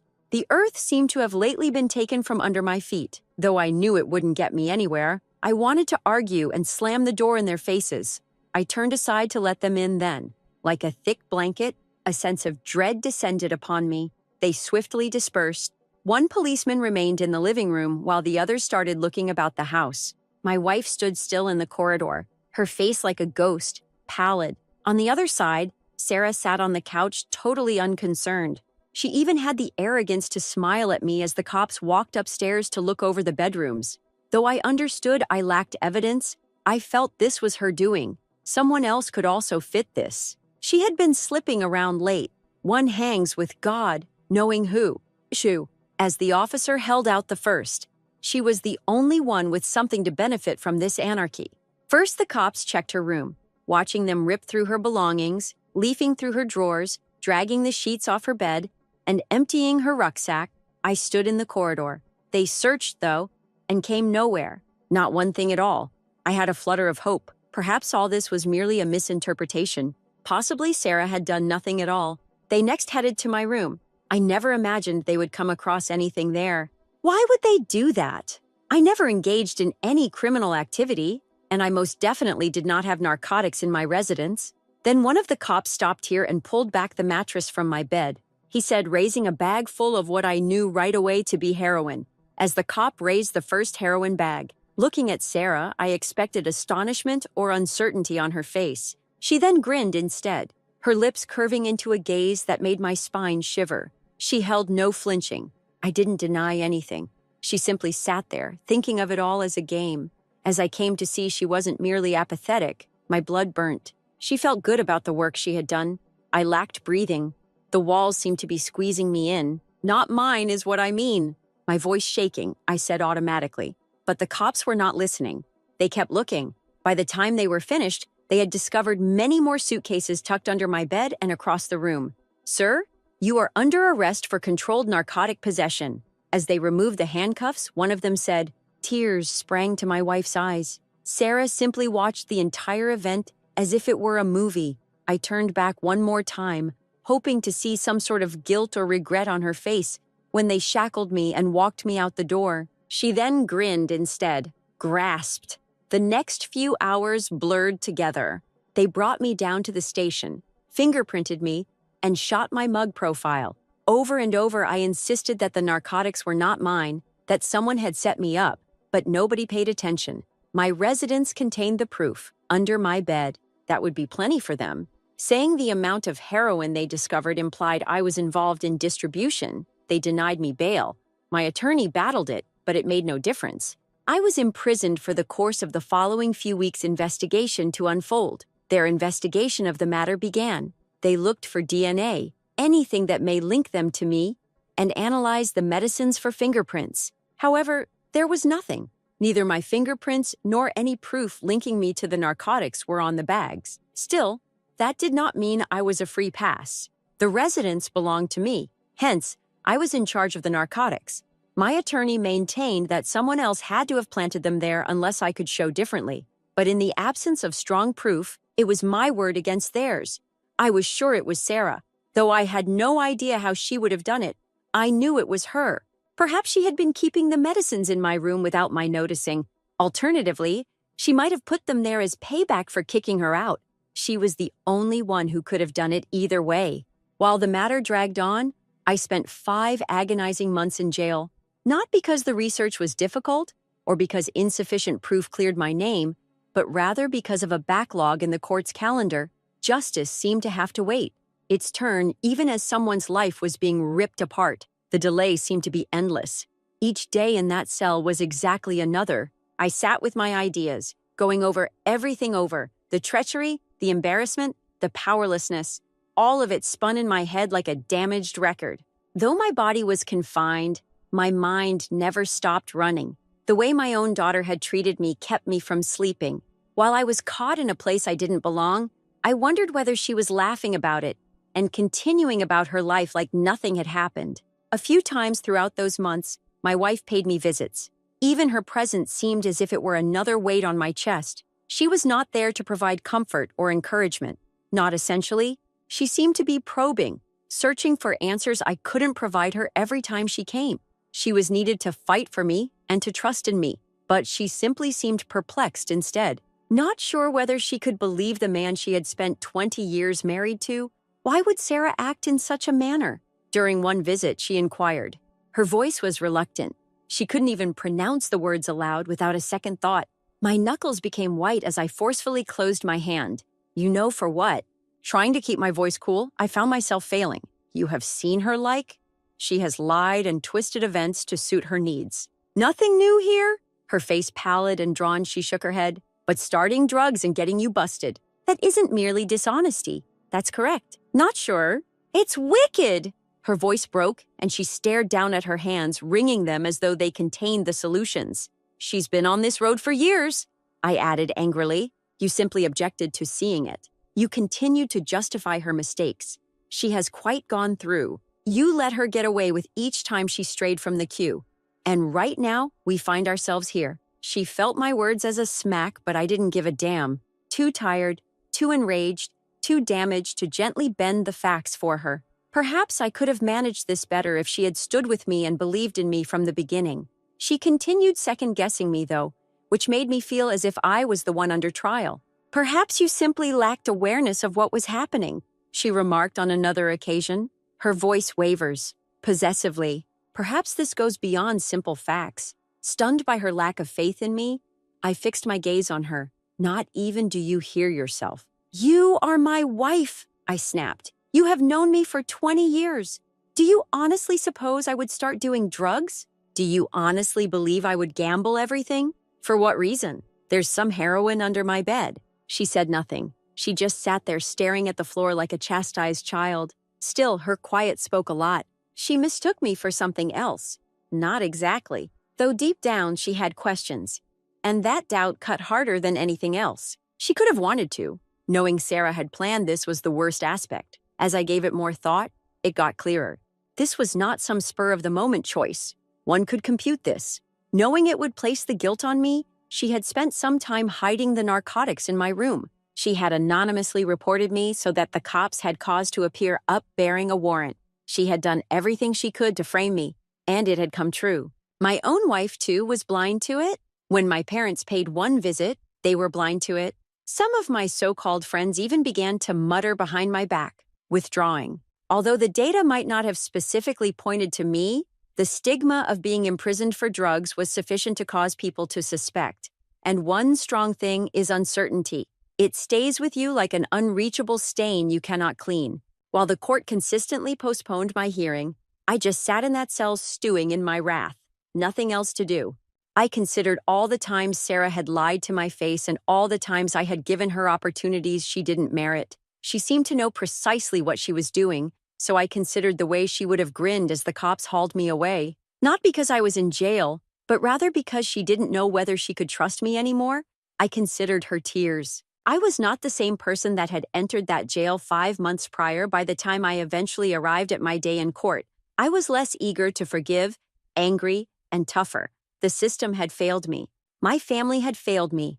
And all because of the self-serving behavior of one individual, my own daughter. When the proof at last surfaced, Sarah's books, the witnesses who observed her prowling about, the absence of fingerprints or DNA linking me to the narcotics, it was as though the planet suddenly recalled I existed. Although the allegations against me were withdrawn, damage was already done. 5 months out of my life vanished. 5 months during which I received treatment like a criminal. Not sure about the individuals I thought loved me, though technically my name could have been cleared. Socially, emotionally, I knew I would never be the same. I was not merely offended by Sarah. Every person who questioned if I was the kind of man who would keep drugs under his bed infuriated me, since they had left me to fester in that cage. And in that rage, a seed of retribution began to blossom. I wanted Sarah to pay for her acts, not only to suffer consequences. She should know what it was like to lose everything. To have the world view her way, it had seen me. I asked her to pay. When I returned home, I first sat in the living room silently. There was my wife, hesitating nervously at the doorway, unsure of what to say. Perhaps she imagined I would be delighted to be back. Alternatively, she might have expected me to move on and pardon everything. But merely looking at her made me feel conflicted about betrayal and rage. Why did you reject me? At last, disturbing the quiet, I asked. Even more offended was my slight cracking of voice. I wanted to come across as robust, not damaged. She did not reply straight away. She stood there wringing her hands. It took effort. Okay, your room turned out to contain narcotics. I was meant to think differently. You were supposed to know me. I seized. For 20 years you have known me. You have seen what Sarah likes. Still, the second thing goes wrong. You start turning on me. I didn't give a damn. My voice was rising now. You know I never did it. Deep down, you knew. But you let me rot in jail while you played mother to the person who really did this instead of sticking by me. Tears started to fill her eyes. Still, I was not about to start feeling bad for her. She was not the one spending months in a jail meant for a criminal. She said, "So sorry," yet it meant nothing to me. I apologize. I never returned the lost months. Sorry. She did not change her skepticism of me when I most needed her. I worked to put my life together over the next few days. At last, the research had produced indisputable evidence that Sarah was behind everything. Her phone's text conversations revealed that she had been using drugs for perhaps months, possibly years. She had been hiding the heroin under my bed in our residence as a hideout, thereby covering me should something go wrong. The books were bad. They showed her negotiating with a dealer, discussing transferring merchandise, and even giggling about how Dad would never see. With hands trembling with wrath, I read every one of them. How could my own daughter treat me? Who is the kind of person arranging their own father's rescue from himself? The police also discovered witnesses claiming to have seen Sarah prowling late at night, meeting dubious people in alleyways and parking lots. One of her supposed pals acknowledged that Sarah had boasted about storing narcotics in my house, as she felt it would be the ideal cover. I felt a mix of relief and resentment when the police at last issued a warrant for her arrest. Satisfaction that they were at last pursuing the actual offender, but bitterness over the years and the cost I had paid for her acts. A few days after I arrived home, Sarah was arrested. They discovered her living in some rundown flat surrounded by lots of lowlifers. Along with cash, scales, baggies, and drugs, the police discovered when they searched the location more. She was obviously not only using, she participated extensively in the drug trade. Though it didn't, I felt seeing her arrested would provide me some sort of closure. If anything, it merely infuriated me. When they hauled her away, she seemed neither terrified nor ashamed. She seemed annoyed, as though she only had to deal with some annoyance. Hearing about the arrest, my wife felt terrible. "She continues to be our daughter," she said over and over like a broken record. "She still is our baby, even when she has made mistakes." I couldn't stand it anymore. "She is not mine, the daughter." I froze. Not nowadays. My daughter never would treat me this way. Not to save her own skin. My daughter wouldn't destroy her own family. The ensuing legal process was nasty, protracted, and draining. Like all else, Sarah left in her wake. She was accused with intent to distribute, possession of narcotics, and maybe most importantly, false allegations directed at her own father. Knowing she had planned my arrest, the charge struck me like a gut punch every time I heard it uttered aloud in court. Made extra effort to frame me and see me suffer. Made my blood heat. She was surrounded with overwhelming proof against her. Her books between her and her supplier, the witness accounts, and even her own negligence in stashing narcotics in her flat presented a terrible image. Though terrible as it was, it did not simplify things for me. Every court hearing, every delay, every arrogant glance she wore upon arrival for interrogation, it all bit at whatever bits of humanity I still hung on to. As part of the research, Sarah had to be drug tested. Not unexpectedly, it came back good for several additional drugs like cocaine and amphetamines in addition to heroin. It was the last nail driven into the coffin. The small child I had trained to ride a bike was more than simply a liar and a manipulator. She was the daughter I had once nursed to sleep as a baby. She was a criminal and an alcoholic. Seeing the outcomes hurt, not shocked me. One thing you may tell yourself in your gut is that your child is headed towards destruction. Seeing it spelt out in black and white is quite different. One part of me wanted to be sorry for her, to regard her as the victim of her own decisions. But fury buried that part of me. She had not only wrecked her life, she had sought to damage mine. I couldn't stay away even though my attorney advised me I didn't have to show up at every hearing. I was looking for her face. She was the one I needed to tell that I wouldn't let her go with this without seeing the damage. She induced. Her attorney claimed at one point during the trial that Sarah's behavior stemmed from addiction, that she reported me to the police out of not being in her right mind. I couldn't be quiet. Not relevant to this. Sitting there, I realized this wasn't some hapless error motivated by addiction. It was not about frailty or poor judgment. That was deliberate. She had never been family-orientated, never gave anyone any thought except herself. It was not about narcotics here. It dealt with retribution. She intended to punish me for kicking her out and inflict damage. That much was obviously clear. Knowing that the truth was already out for everyone to view, I kept those ideas to myself, though. I had no necessity of speaking. Her behavior beyond everything I could have said. The trial lasted months, postponed often by procedural errors, and Sarah's attorney seeking to lower her charges. I sought to reconstruct the debris of my life in the meantime. Still, neighbors would gossip as I passed by. Despite the proof, some still question if I was really innocent. My wife seemed to live in a continual state of denial. She's unwell, she insisted, as if it were a mantra that would make all of this more palatable. She intended nothing. She intended not to mean it. One evening after supper, I grabbed one. She understood exactly what she was doing. She was not only making use of, she was acting. She logged my name on a police complaint. How exactly do you not mean that? Her parents are here, in all cases. Her voice wavers. Not anymore, I murmured, gently pulling back my chair and walking away from the table. When the decision at last arrived, it seemed more like form than a triumph. Sarah found guilty on every count: drug possession, intending distribution, and false accusation filing. The judge let out without restraint. She was sentenced to 8 years in a long-term drug rehabilitation center instead of prison, though the judge felt that guaranteeing she wouldn't repeat her behavior required addressing her addiction. She showed no feeling as the sentence was read. She merely gave a small shrug as though to say, "That is what it is." Though I wanted to, I did not feel relief. Already damage had been done. 8 years would not eliminate the 5 months I spent in a jail. It wouldn't restore the damage done to the relationships or clear the stain on my name. Her conviction felt, if anything, like the last chapter of a book I wish I had never begun reading. I received a restraining order against Sarah following the trial to ensure she would never approach me once more. I want her nowhere close to my life, even when she finally gets out. She created hers.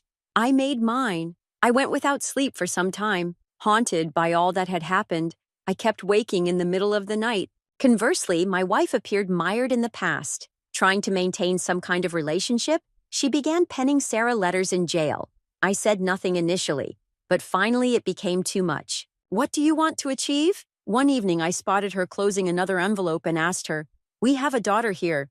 She stated once more the same faulty mantra that had sent me months of misery up the wall. "She ceased being our daughter the day she put cuffs on me," I said, my voice sharp and icy. "Her situation doesn't really concern me. Whether she improves matters not to me. She exists outside of my life, and it is not changing either." The turning point was that chat. We were no longer in agreement, not even found in the same book now. My wife clung to the concept of Sarah as the daughter we knew, the infant she had once cradled, the small child she had reared. But the Sarah who existed then was no more, not to me and perhaps not to anyone. It was quite evident that our marriage was not going to last. Months of uncertainty, resentment, and suffering had stripped our mutual trust. When I most needed her, my wife had doubted me. Now she was trying to hang on to a relationship with the person who had wrecked all we had created. From that, how could we recover? The response was really straightforward. Not possible. One night, following another heated dispute over Sarah, I voiced it aloud at last. "We cannot carry on doing this, in my opinion." Tears welling in her eyes, my wife stared at me. "You said you wanted to go." "I'm saying this is not working." My voice steady but heavy as I said, "Different individuals from what we were before all of this. You no longer understand me, and I mistrust you. To be honest, I don't think I could remain in this place surrounded by everything that brings back her." She nodded gently, blotting away her tears. "Though I want none of this, I understand." We decided to split some weeks later. She preserved the house. One spot I wanted no longer to be in, far enough to feel like I was beginning anew, I moved into a little flat across town, close enough to manage the logistics of separating our lives. Though difficult, it was absolutely required. The worst aspect was not the actual distance apart. It dawned on us that the life we had created together had collapsed utterly. 2 decades as couples creating a family, buying a house, only for everything to come apart in the wake of our daughter's actions. We had spent Sarah's decisions ruining not only my faith in her, they broke my marriage. The worst aspect of everything was not the trial or the jail term. It was the insight that my supposed life was never as robust as I had expected. My marriage had been barely hanging by a thread, and I hadn't even known until it was too late. Perhaps I will be able to let go of all this resentment someday, except not today. Today, I just concentrate on keeping Sarah as far away from me as possible and stepping one foot in front of the other. She chose. She will live with the results. However, so will I. Story 5. Hey, I'm Jake and I'm 33 now, but growing up, boundaries weren't a concept that existed in my family. My grandfather, Henry, built a barbecue restaurant chain from scratch back in the 1960s. It was his passion, his life's work. When he passed, the business was handed down to my dad, Tom, and his younger brother, Mark. You'd think inheriting a thriving business would be a golden opportunity. But no. Neither of them had a clue about running a business. Grandpa's passion and hard work had kept it afloat, but with him gone, it quickly spiraled into chaos. And guess who became the default cleanup crew? Me. I got roped into the family business at just 10 years old. It started with small tasks, cleaning tables after hours or doing inventory, but soon escalated. By the time I was 12, I was practically a full-time employee, chopping vegetables and scrubbing floors every weekend. And the pay? Non-existent. Whenever I asked about it, Dad would scoff, "Family doesn't charge family." That rule apparently didn't apply to my cousin Eric, Mark's son. Eric, who was 3 years younger than me, never lifted a finger. There was always an excuse. He was too young or too busy. Meanwhile, I was working my tail off, trying to keep the place running. One summer when I was 14, the restaurant was short-staffed because a cook quit mid-shift. Dad dragged me out of bed at 6 a.m. on a Saturday to fill in. I spent the entire day sweating in the kitchen and running food to tables, only to have Dad laugh when I asked for a day off to recover. Recover from what? That's called hard work, he'd said. The unfairness wasn't just in the workload. Every family gathering turned into a brag fest about Eric. Mark would gush about how Eric would one day lead the business into greatness, even joking about him becoming CEO. This was the same Eric who had never stepped into the kitchen, let alone managed a shift. By the time I was 16, I was running weekend shifts on my own. I handled everything from scheduling to inventory to dealing with angry customers. One time, an order was completely botched, wrong meat, wrong sides, the works. I fixed it, comped the meal, and gave the customer a gift card. They left a glowing review, but Dad's response was, "Good job, but next time, don't mess up in the first place." It wasn't even my mistake. School didn't provide much of an escape. One day, during the lunch rush, a dishwasher quit. Instead of stepping up or calling an adult, Dad pulled me out of school to wash dishes for 4 hours. Meanwhile, my friends were enjoying their lunch breaks and after-school activities. As the years passed, I started to notice how different my life was from my friends. They had part-time jobs and got paid. They had freedom. I didn't. Anytime I brought it up, Dad would say, "You should be proud to be part of something bigger than yourself." But proud of what? Being unpaid labor while Eric got a free ride? The breaking point came when I turned 18. Eric strolled into the restaurant one evening with Mark, showing off new clothes and talking about his latest weekend trip with friends. Mark turned to me and said, "You should be taking notes from Eric. He's got the right mindset for leadership." I couldn't believe it. Leadership? Eric didn't even know how to sweep a floor, let alone lead a business. That was when I realized I couldn't keep sacrificing my happiness for a family that didn't value my efforts. Something had to change. By the time I hit 18, I'd had enough. Years of being treated like a doormat, being overworked and undervalued, it all came crashing down. I realized if I didn't take a stand, my entire life would be dictated by Dad and Mark's messes, with Eric coasting along as the golden child. So, I made a decision. I was going to college. It wasn't just about getting away. I'd always been drawn to marketing, fascinated by the way you could craft a message and make people care about a brand. If I was going to break free, I needed to carve out a future that had nothing to do with the barbecue business. When I told Dad my plan, he acted like I'd told him I was joining a circus. College? What for? You already have a career lined up here, he said, arms crossed. You should be grateful we built this for you. Grateful for what? I shot back. Years of unpaid labor? Dad's face twisted into a scowl. That's what family does. Ryan will join us eventually and you'll both run it together. That's how we keep the legacy alive. Ryan. It was always about Ryan. The cousin who had never worked a single shift was somehow my future business partner. I couldn't hold back anymore. I'm not spending my life fixing your mistakes and carrying Ryan, I said. Uncle Mark, of course, had to chime in. We don't have extra funds for college, he said, like I'd asked him to sell a kidney. If you want to go, you'll have to figure it out yourself. This was coming from the man who'd just bought Eric a new laptop for his future studies in hotel management. The hypocrisy was suffocating, but if there was one thing I'd learned from years of working in that restaurant, it was how to hustle. I applied for every scholarship I could find, picked up 2 part-time jobs, and even started delivering food on weekends. It was grueling, but every hour of hard work felt like a step closer to freedom. I was finally building something for myself. College was a revelation. For the first time, I wasn't tied to the restaurant. My marketing classes were fascinating, especially the ones about branding and consumer behavior. I'd spend hours working on projects and brainstorming campaigns, feeling a spark I hadn't felt in years.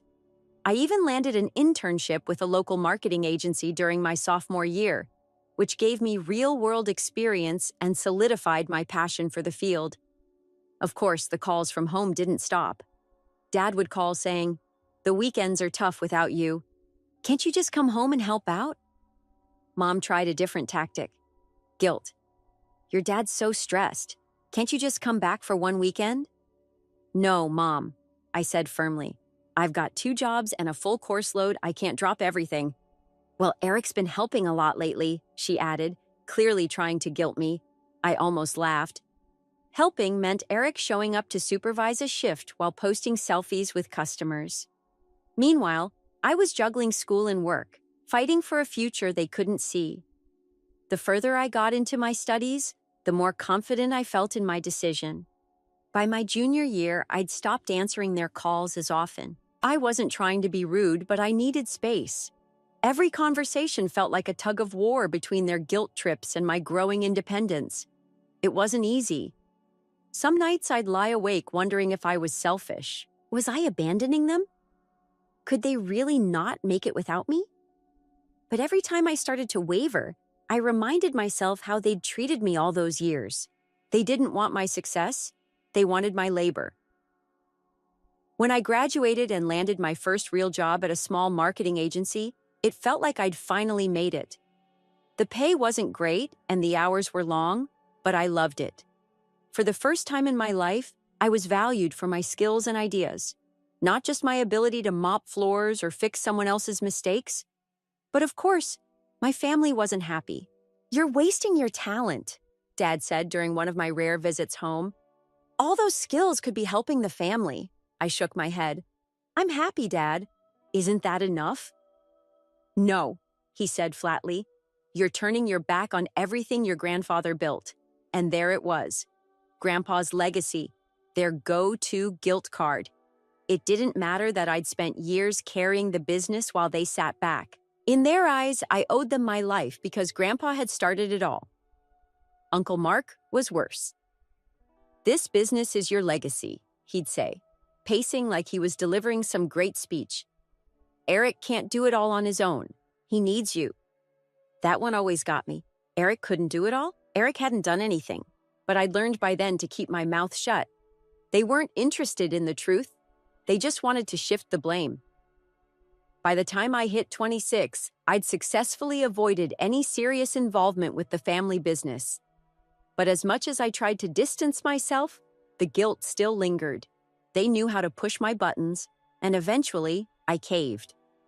When I finally gave in and agreed to return to the family business, I was 26.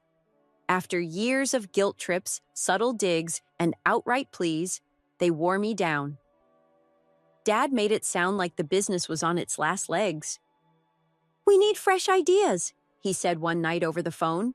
"You've got the skills we don't. This is your chance to make a real impact." I wasn't naive, though. I knew stepping back into the family fold wasn't going to be easy, and I wasn't about to let them take advantage of me again. If they wanted my help, it had to be on my terms. I spent a week drafting a proposal. I wasn't just coming back as free labor. My conditions were clear. I wanted a 40% ownership stake in the business, full control over marketing and operations, and a competitive salary. If they wanted me, they'd have to treat me like a professional. Predictably, the backlash was swift. "Taking advantage of your family in a time of crisis?" Dad said, his voice trembling with anger. Uncle Mark called it extortion. Even Mom chimed in with, "How can you put a price on helping your family?" But I stood my ground. "This isn't charity," I told them. "You want my expertise? This is what it costs." It took 2 weeks for them to come around, probably because the bills and creditors were piling up. They begrudgingly signed the agreement, though not without grumbling. Uncle Mark even tried sneaking a clause into the contract to limit my authority, but I caught it and forced him to remove it. Walking back into the restaurant felt surreal. It was like stepping into a time capsule, but not in a nostalgic way. The decor was outdated, the menus were worn and faded, and the vibe screamed, "We stopped trying years ago." Worse, they had no online presence, and the top result on Google was a scathing 1-star review complaining about cold food and rude service. The office they'd promised me was a corner of the storage room, crammed between a stack of ketchup packets and the deep fryer oil. The staff was a mix of family friends and random hires, with no training or accountability. One of the cooks didn't even know how to make half the menu items, but Dad wouldn't fire him. "We can't afford to lose anyone," he said. And then there was Eric. He'd been given the title of operations manager, which was laughable. His version of managing was showing up late, propping his feet on the desk, and scrolling through his phone. If anyone needed anything, his default response was, "Ask Dad or Jake." Still, I was determined to make this work. I started with the basics, like setting up a social media presence and introducing online ordering. When I pitched these ideas to Dad, he waved me off. "Social media is just a trend," he said. "We've been fine without it." "No, Dad," I said, trying to stay calm. "You haven't been fine. Foot traffic is down, and reviews are awful. This is how people find places to eat now." It felt like talking to a brick wall. Dad and Uncle Mark resisted every change I tried to make, clinging to the old ways. Uncle Mark was especially infuriating. Whenever something I implemented worked, he'd swoop in and take the credit. I spent weeks negotiating a catering deal with a local company, only for him to announce it at a staff meeting like it was his brainchild. "This is the kind of innovation we need," he said, grinning. Eric was no better. One day, I set up an important meeting with a supplier. Eric was supposed to handle the introductions, but showed up 30 minutes late, holding a smoothie. When I asked what happened, he shrugged. "Chill out, Jake. It's not a big deal." I was exhausted. Every day felt like a fight to drag the business out of the hole Dad and Uncle Mark had dug, while Eric coasted along, acting like his title actually meant something. If I suggested updating the menu, they'd balk at the cost. If I pointed out that Eric wasn't doing his job, they'd act like I was the problem. The final straw came 6 months in. I'd been working on a complete rebranding strategy, new logo, updated menus, the works.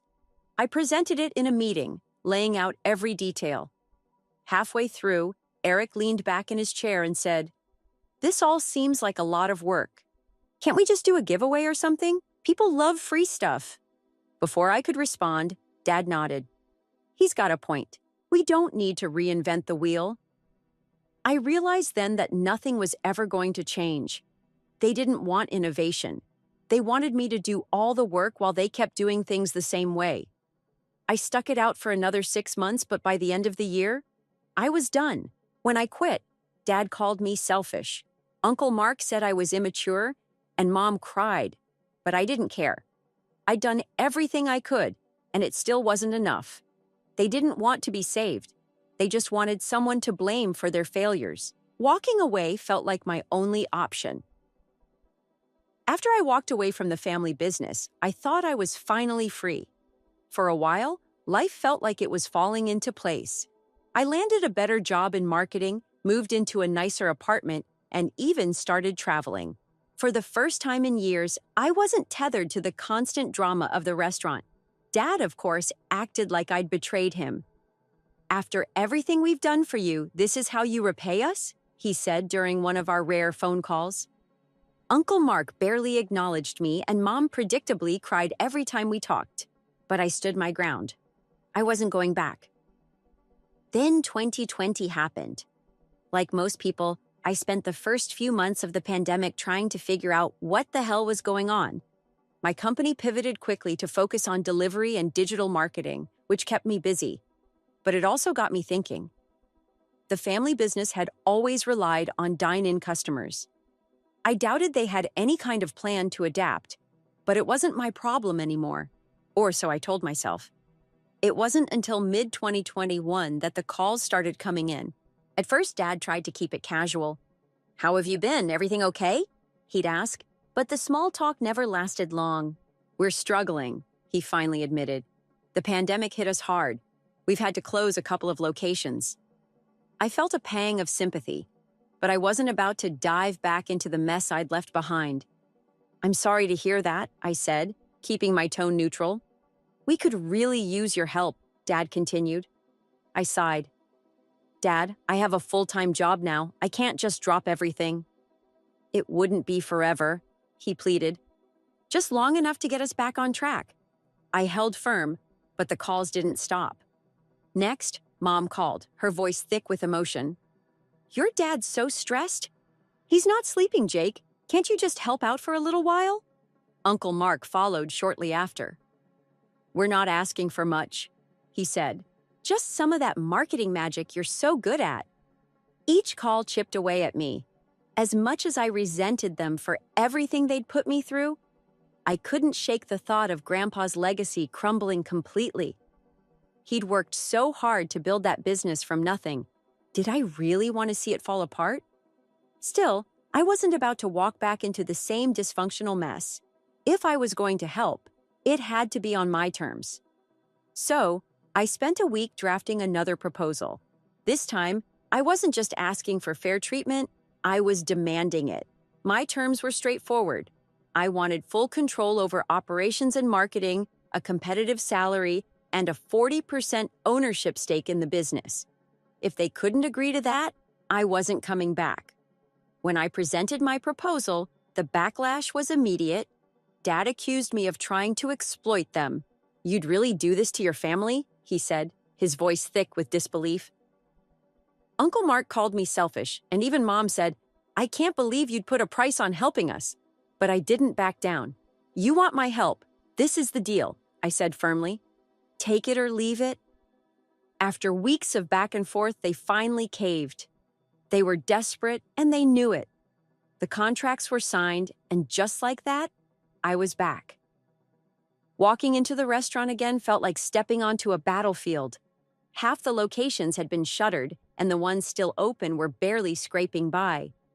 The staff morale was non-existent, and the systems were so outdated it was embarrassing. It was clear they hadn't adapted to the times, and it was costing them.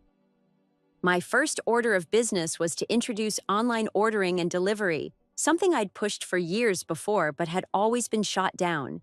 "People want the barbecue experience," Dad had said back then, dismissing the idea entirely. Now, with no other options, he reluctantly agreed.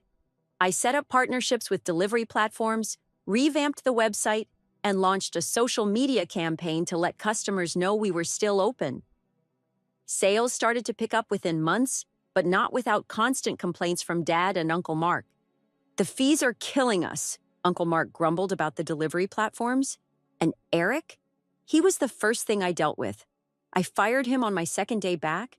He sauntered into the office late, holding a smoothie like nothing had changed. "What's up, boss?" he smirked. "You're done," I said, handing him his termination letter. "You can't fire me," he snapped. "Dad and Uncle Tom will back me up." "They signed off on this," I said, motioning to the agreement. "Clear out your desk." To his credit, Eric didn't make a scene, but I knew he thought I'd cave eventually. He was wrong. Firing Eric was just the beginning. I renegotiated supplier contracts, cut unnecessary expenses, and overhauled the menu to focus on quality over quantity. I even introduced a loyalty program to reward repeat customers, which ended up being a huge success. But every step forward felt like a fight. Dad accused me of being too focused on numbers and not caring enough about tradition. Uncle Mark nitpicked every decision I made, and Mom even suggested I donate part of my salary back to the business to show I was really part of the family. By the end of the year, I'd turned the business around. Sales were up, staff morale had improved, and the customer base was growing again. On paper, everything looked great, but the constant pushback and lack of appreciation were draining. I started to wonder how much longer I could keep this up. By the time I hit my second year back at the family business, I'd accomplished more than I thought possible. The restaurants were turning a profit, the staff was better trained, and the reputation Grandpa had worked so hard to build was finally being restored. On the surface, everything was fine. But under the surface, the same toxic patterns I'd grown up with were still there, and they were eating away at me. The breaking point came during one of our infamous family meetings. I'd been running the operations and marketing departments single-handedly for 2 years, modernizing every aspect of the business.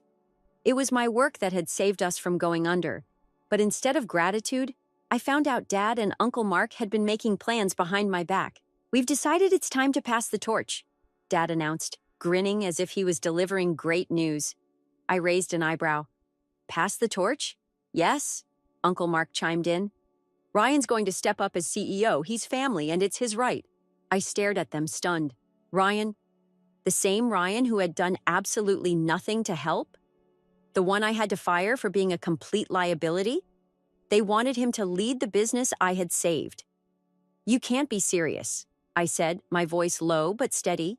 "He hasn't earned it." "It's not about earning it," Dad said. "It's about family. This business was always meant to stay in the family." I couldn't believe what I was hearing. "I am family," I snapped. "Or does that not count because I don't fit into your little fantasy of Ryan riding in on a white horse to save the day?" They didn't even try to deny it. To them, Ryan was the heir, and I was just the hired help, no matter how much I'd sacrificed to turn things around. That's when I knew I was done. Truly done. The next day, I submitted my resignation and sold my ownership stake back to them, at a significant profit.